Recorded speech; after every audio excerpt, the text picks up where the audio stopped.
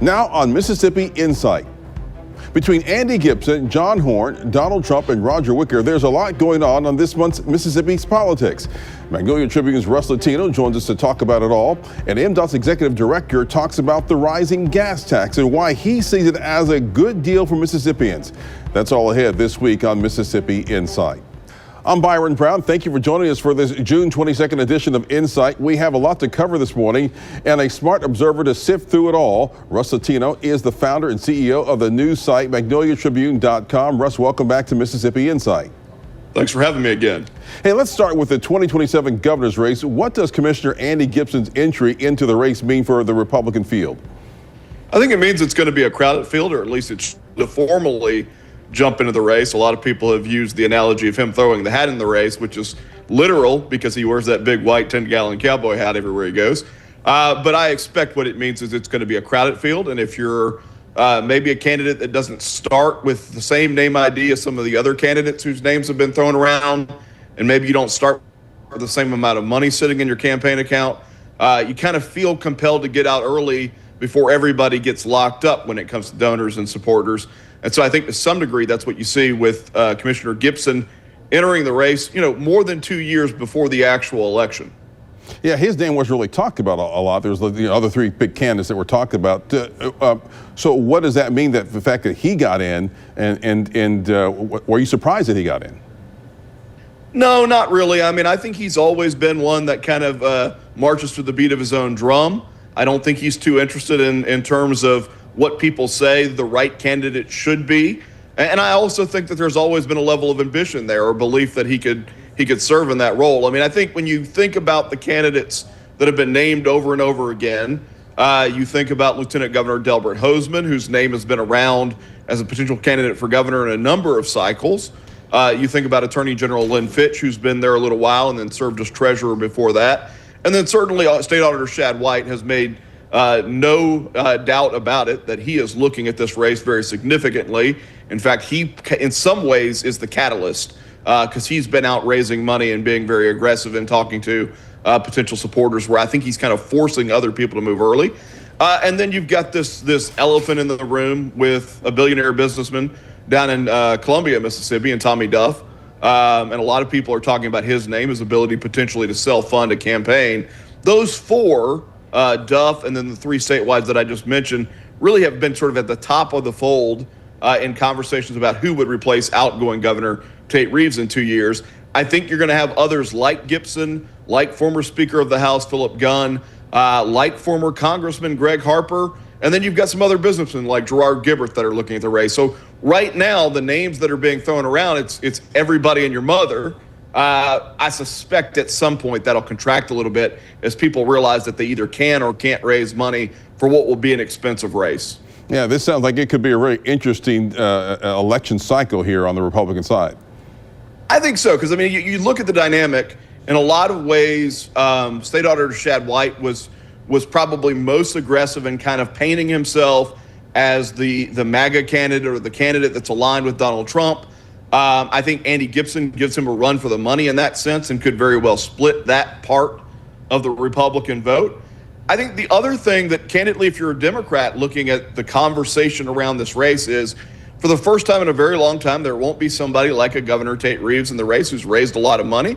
You've got multiple candidates within the Republican side, potentially, that would split the donor base. And so if you're like a Brandon Presley, who ran a very competitive race in 2023, you might be looking at it going, hey, look, if these guys engage in a circular firing squad over the next couple of years, that might be an opening for a centrist Democrat candidate to eventually compete. And so I think there are lots of super interesting dynamics in this race. Going back to Commissioner Gibson, his background is agriculture and conservative legislation. How might that shape, as you talk about his appeal to voters beyond the GOP base? Yeah, he's got conservative bona fides, right? I mean, when he was in the legislature, he very much was the pro-life, pro-gun, sort of bread and butter staple issues for conservatives, and effectively pushed those issues. He's a bit of a Renaissance man in a strange way, right? So he's a minister, he's a gospel recording artist, he's a securities lawyer. A lot of people see the cowboy hat and they don't realize that he graduated top of his class at MC Law School and is a securities lawyer, which is fairly complex work. So he's worn a whole bunch of different hats. I think what he's got to figure out is like, what is the base? And then candidly, what is the fundraising base? Because if you look at State Auditor White or AG Fitch or even Lieutenant Governor Delbert Hosemann, they all were able to raise $1 million last year. In the case of Auditor White, he's sitting on $3 million cash on hand. Commissioner Gibson's sitting on about $238,000 cash on hand. So if money is the mother's milk of politics, as they say, that he starts at a deficit. But he's also one of those folksy characters, Byron, that in a lot of ways reminds me of Phil Bryant. I've described him as if Phil Bryant was a baritone. And so I think he's got that sort of natural knack to read a room. And certainly that still works in Mississippi politics. Moving on to the city of Jackson. Jackson voters selected a new mayor and several new council members in the June 3rd municipal elections. What message do you think that voters were sending here? Yeah, I think they're ready for change. I think they're looking for core competency around those sort of central issues of what municipal government should be, right? Are the roads drivable? Are the streets secure and safe? Do people feel safe going outside in their community? You know, is garbage getting picked up on time? Is the water going to work? All of those questions that have sort of circulated around in Jackson in the last few years, and I think people want competency. I think, though, that if you're Senator John Horhn, you can't rest on your laurels at this point, because in a lot of ways, the scandal around outgoing Mayor Lumumba very much played into the fact that John Horhn had as good of a run as he did. Had that scandal not unfolded, we may be looking at another term for Mayor Lumumba. And so if I'm Senator Horhn, I've got to look at it and say, like, people have entrusted me with this opportunity.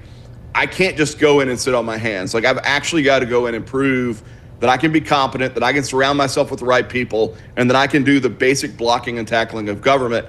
And I think we'll know within the first, 3 to 6 months, are they going to be on the right track, or is this more of the same? How long is that the honeymoon period, 3 to 6 months, or how long do you think you actually have for a honeymoon period to get things done? I don't know that you got to get things done within that first 3 to 6 months. I think you've got to show that you're on the path to getting things done, right? That there's legitimate change going on, that you've installed people around you that actually know what they're doing, that it's not more of the same sort of nepotism game where it's, who do I know? But it's more like, what are the qualifications of the people that we're going to bring in to do these roles? And I think if he hires right and makes some good initial decisions, people will give him a longer runway. I mean, the problems in Jackson can't be fixed overnight. But I think what people are looking for is this actually going to be a change, or is it more of the same? And I think in that respect, he's got to show early on that he's seriously committed to change. Do you think the relationship between the state and the city will definitely improve under Horhn leadership? Inevitably. I mean, first of all, it's hard to describe how toxic it was under the previous administration.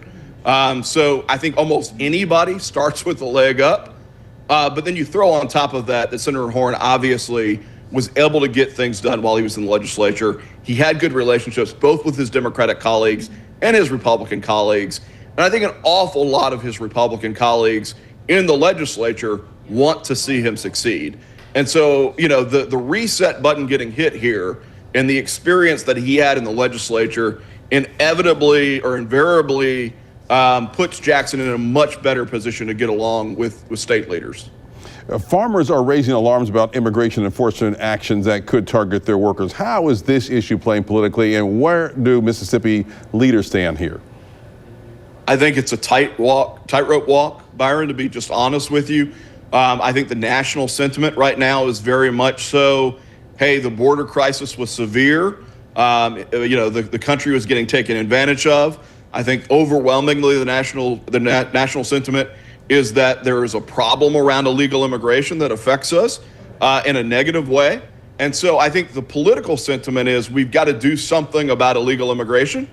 I think sometimes when that sentiment is that strong, you can end up with poorly crafted ideas or poorly crafted plans.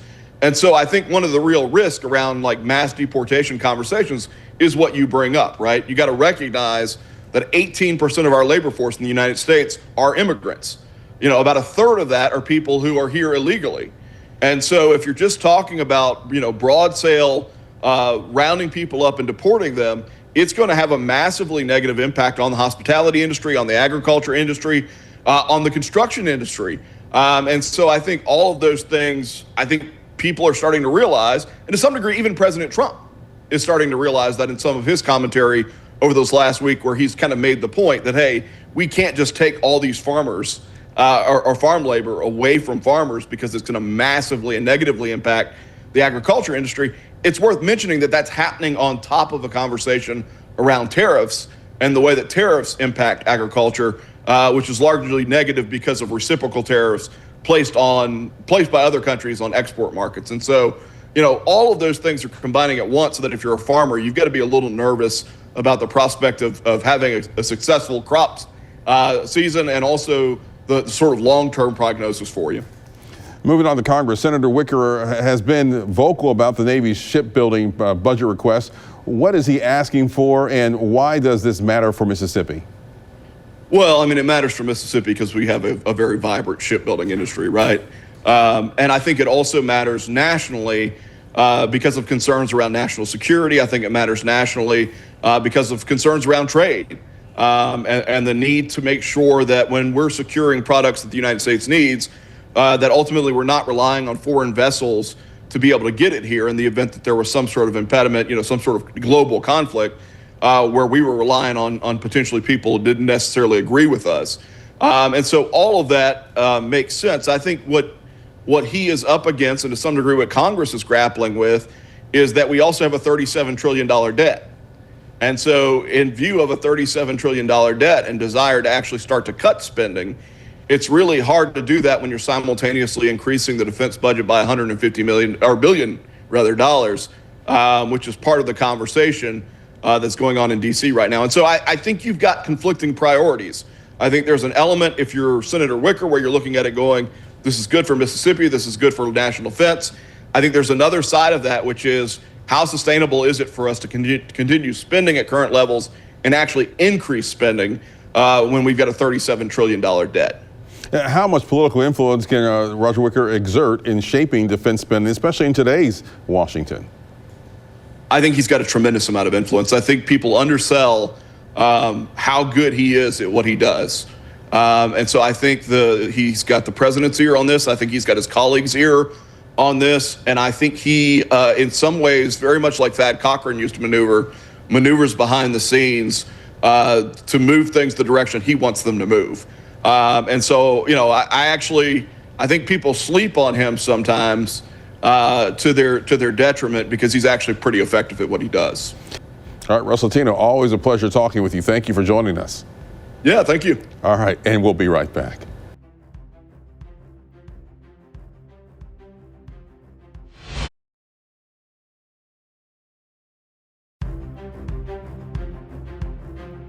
A gas tax hike at the pump will become law at the top of July. Lawmakers passed it earlier this year as part of their big tax changes. 12 News political reporter Cameron Smith spoke with MDOT's Brad White to find out what the money will be used for. And you talk about the gas tax and how that is, there's ways to account for inflation. Just 40 years, and the gas tax in Mississippi is a little more than 19 cents on the gallon. Just to break that down for people at home, because this is going into effect July 1st, it's 3 cents over 3 years, totaling 9 cents, and what that does for your department. Right. In 1987, that was when the legislature came out with a HEAD program where we were going to build 4-lane highways all over the state. And it was designed to make it to where most people living in Mississippi should be within 30 minutes of a 4-lane highway. And so to do that, to pay for that, they adjusted the fuel tax then, raised it, I think it was something like 11 cents. They never thought about the maintenance of what they were going to build, and they never thought about how the cost of doing business was going to go up over the years. So for a long time, we had been operated with a somewhat antiquated funding model. And so that was causing a big problem with us. This year, when the legislature was looking at eliminating the income tax, I think the leadership recognized that they would not be able to remove that much of a source of the state's income without making sure that they provide in some fashion for the infrastructure of the state. And so that's when the conversation turned to adjusting the fuel tax in a way that would generate more money for us to do that. Ultimately, it was decided to do that in a phased-in approach starting this year. The state fuel tax will go up 3 cents this year, 3 cents the following year, and ultimately another 3 cents the third year, culminating with a 9-cent increase. And then it's got an index factor that you could be looking at 1 cent added on about every other year.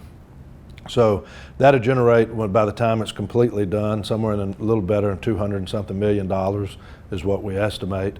That would be split not just between the Department of Transportation, but also the state aid road system, which benefits the counties and cities around the state on the state aid roads that we have.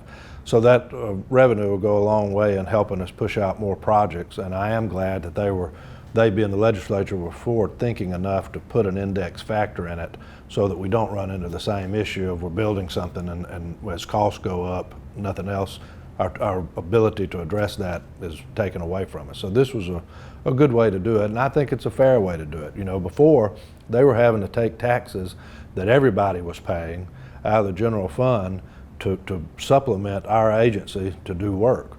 Now the goal is to have the fuel tax at a level that the people that are using the roads are paying the taxes to upkeep the roads, and I think that that's a more fair way of doing it. So I commend the legislature for taking that step, and we look forward to getting the money and putting it to good use.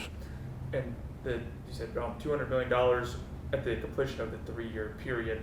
You said that these will go towards some state aid roads. Are those the only projects there? And who are you working with, you know, that works on these state? Can you just break that down for people who don't know about that? State aid roads are county roads. They're county roads that there's a stream of revenue that the state has on the side that the state aid road agency and the state aid road engineer, who's appointed by the governor, works with the counties to build at a higher standard than what most county roads or city streets may be built on. And so when the legislature raised the fuel tax back in '87, 23.75% of that additional fuel tax went to state aid. The rest came to MDOT for the 4-lane program. Similarly with this, state aid would get 23.75% of the new revenue that's generated, and MDOT would get the rest of that as well to use for our purposes here. So you're going to see counties have a stronger ability to upgrade and maintain their county roads that are on the state aid system, and then you'll see us at the state level be able to do a better job of maintaining and building out the state highways that we're required to take care of. What we do is a core function of government. I mean, people want to be able to get to work, people want to be able to travel on vacation, people need to get ambulances through to hospitals, they've got to get school buses through to schools, and we want to develop economic development. I know that's been one of the main focuses of Governor Reeves since he's been in office, is being the economic development governor, and he's proven to be that. But none of that happens if we don't have a efficient transportation system around the state. You know, Senator Trent Lott used to say, talking about economic development, if they can't get here, they ain't coming. And so we've got to have the proper resources and tools to not just maintain the existing investment the taxpayers have, but to try and keep it current so that we don't fight traffic woes, so we don't run into unsafe bridges or highways, so that we have a system that everybody can conduct and carry out what we take for granted as just the normal functions of life. Tate Reeves, NVIDIA, and the future of artificial intelligence. We'll see how they all intersected last week, next on Mississippi Insight.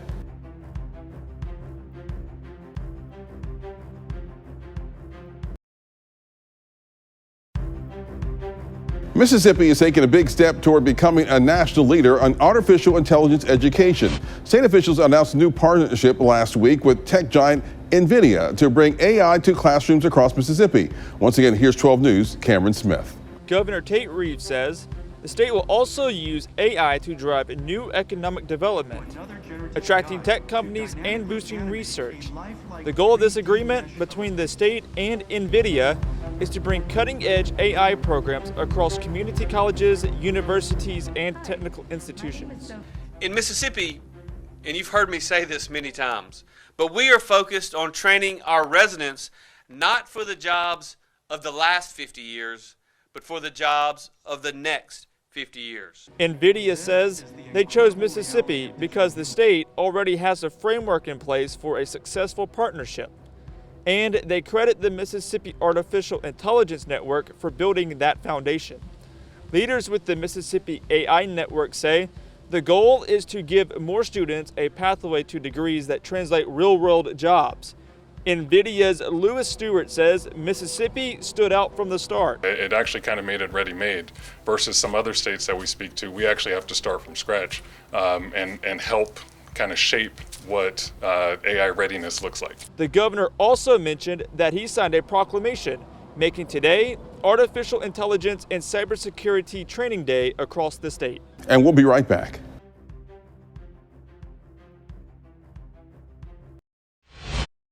If you have comments or questions about today's show or suggestion for an interview or segment, just drop us a line. Email our producers. The address is news@WJTV.com. Big thanks to Russ Latino for joining us this week. We'll be back next week and with more of the political and current affairs coverage that you demand. I'm Byron Brown from all of us here at 12 News. Make it a great weekend.